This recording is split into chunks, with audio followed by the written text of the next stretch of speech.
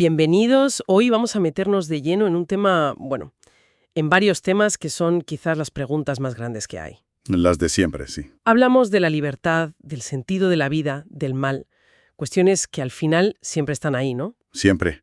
Por mucho que las ignoremos en el día a día, acaban volviendo. Exacto. Y para guiarnos en esto, vamos a analizar varias ideas de un libro del teólogo Bernard Sesbué que se titula Creer. La misión es desgranar un poco su pensamiento, ver cómo construye sus argumentos frente a estas cuestiones tan gigantes. Eso es. Y una cosa importante, nos vamos a centrar en las ideas que él presenta, en entender su lógica interna. No es un juicio, sino un análisis. Claro. Y hay un detalle que él mismo da al principio y que es fundamental. El libro está escrito para una sociedad como la nuestra, muy secularizada. O sea, para gente que a lo mejor ha perdido el contacto con la fe o que directamente construye su vida sin plantearse lo que él llama las cuestiones últimas. Se quedan en las penúltimas, dice. El trabajo, el ocio. Exacto, lo inmediato. Y esa observación es de hecho el punto de partida de todo. Pues empecemos por ahí, por la base de todo, la condición humana. Lo primero que me ha llamado la atención es que no le tiene miedo al desafío de la ciencia. Lo pone sobre la mesa directamente. Sí, lo encara de frente.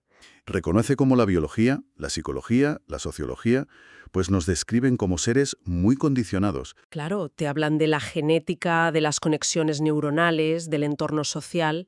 Eso es. Y a partir de ahí lanza la pregunta del millón. A ver, ¿somos de verdad libres o solo somos, y cito, marionetas movidas por hilos que se nos escapan?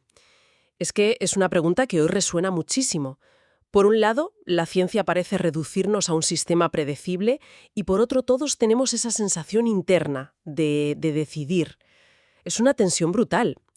Y para explorar esa tensión, él introduce una idea que me parece clave, la diferencia entre necesidad y deseo. A ver.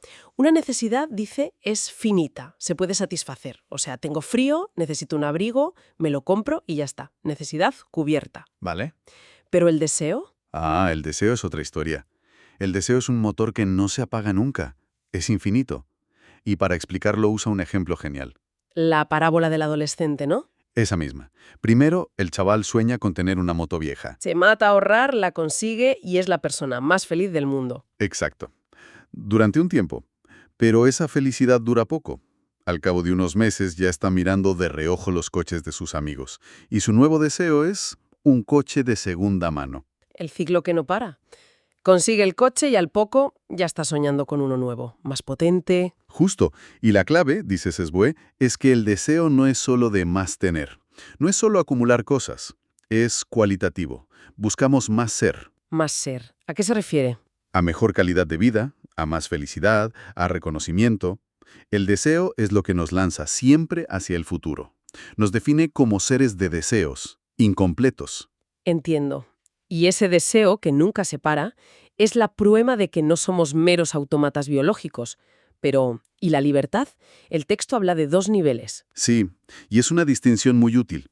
Por un lado está el libre albedrío. Que sería la libertad de lo cotidiano. Eso es. Elijo café o té. Voy al cine o me quedo en casa. Las pequeñas decisiones. ¿Vale? ¿Y el otro nivel? El otro es más profundo. Lo llama la opción fundamental. La idea es que con la suma de todas esas pequeñas elecciones, estamos haciendo algo más grande. Exacto. Estamos esculpiendo la persona que somos. Le estamos dando una dirección a nuestra vida. No solo elegimos qué hacer, sino que, poco a poco, nos elegimos a nosotros mismos. Ostras, da un poco de vértigo pensarlo así. Que no hay decisiones triviales. Cada una es un pequeño golpe de cincel. Lo da. Y aquí viene la paradoja final de esta parte. Él dice que el propio hecho de reconocer que somos libres es un acto de libertad. A ver, ¿cómo? Podemos incluso elegir pensar que no somos libres, pero lo haremos libremente. Estamos, y esta frase es muy potente, condenados a elegir. No podemos escapar de esa responsabilidad. No. Tenemos que decidir más allá de lo que la ciencia puede medir. ¿Vale? El escenario está planteado. Seres de deseo condenados a ser libres. Y justo aquí es donde el análisis se pone, más afilado. Porque ahora el texto se enfrenta a los mayores obstáculos para crear. Sí, aquí va al grano. Aborda directamente el ateísmo moderno, la que llaman la escuela de la sospecha. Y empieza con Feuerbach y Marx, ¿no? La idea de que Dios es una invención humana. Sí, una proyección de nuestros deseos y frustraciones. La famosa frase de Marx, es el hombre el que hace la religión. Luego, claro, llega Nietzsche. Y el libro no solo lo cita, evoca esa imagen tremenda del loco en el mercado, con la linterna a pleno día, Sí. ¿sí? Gritando, ¿dónde está Dios? Lo hemos matado, vosotros y yo. Es casi el acta de defunción de una era. Y para rematar el trío, Freud, que lleva la sospecha ya a nuestra propia mente. Claro, Freud ve la religión casi como una neurosis. La proyección de la figura del padre, el complejo de Edipo, la ve como un síntoma psicológico. Pero por muy potentes que sean estas críticas, el autor no se queda ahí. Va al hueso más duro de roer, al problema que no se responde con teorías. Al problema del mal extremo. Y le pone un nombre, Auschwitz. Y aquí el tono cambia por completo, claro. Se vuelve existencial. La pregunta es casi insoportable, y la formula desde la perspectiva judía. ¿Cómo se puede seguir creyendo en un Dios bueno, cuando parece que se ha ensañado precisamente con tu pueblo?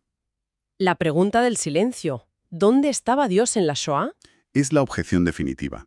Y la respuesta teológica que explora el libro, que se basa en el filósofo Hans Jonas, es sorprendente. Se aleja totalmente de la imagen del Dios todopoderoso que lo controla todo. Propone la idea de un Dios en peligro. Exacto. Un Dios que no es omnipotente en el sentido clásico.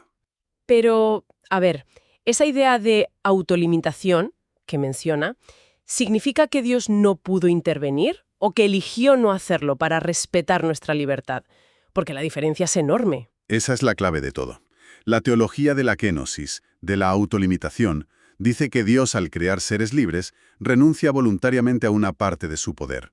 Se retira para dejarnos espacio.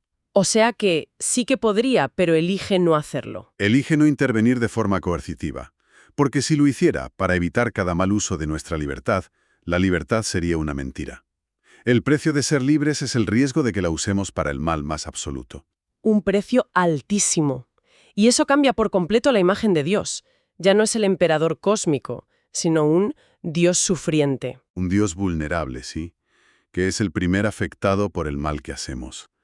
Pero el autor no se queda en el abismo, ofrece un contrapunto. Ah, ¿sí? Si la libertad humana puede crear Auschwitz, esa misma libertad puede crear el bien más radical. Y ahí es donde cuenta la historia de Maximiliano Kolbe. Uf, esa historia te deja sin palabras. Un sacerdote en Auschwitz. Las SS eligen a 10 hombres para morir de hambre como castigo. Y uno de ellos se derrumba, grita por su mujer, por sus hijos. Y entonces Kolbe da un paso al frente. Y se ofrece a morir en su lugar. Fíjate, el texto subraya dos cosas. Primero, la belleza del gesto. En medio del horror absoluto, un acto de amor puro. Pero lo segundo es lo más increíble. Dice que el gesto es eficaz. ¿Eficaz? ¿A qué se refiere? El oficial de las SS, en su lógica de sadismo, debería haberse reído de él, o haberlos matado a los dos. Pero no. Acepta el intercambio. Cede, ¿sí?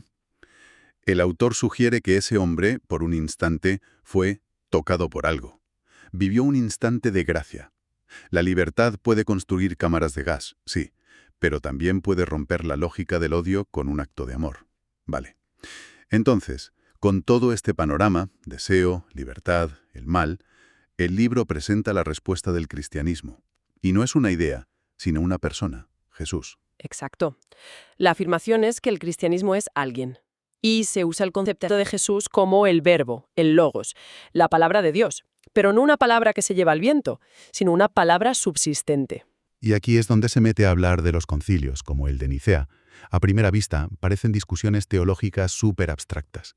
¿Por qué dice que son tan importantes? Porque se jugaban el todo por el todo. No eran debates de académicos. Pensemos en Nicea, en el 325. La gran pelea era si Jesús era plenamente Dios o una criatura inferior. Si hubiera ganado la segunda opción, el cristianismo hoy sería otra cosa. ¿En qué sentido? Pues que no sería Dios mismo quien se mete en la historia, quien sufre con la humanidad. Sería un simple mensajero. Al decir que es consubstancial al Padre, estaban afirmando algo radical. Es Dios mismo quien pisa nuestro barro. Entiendo.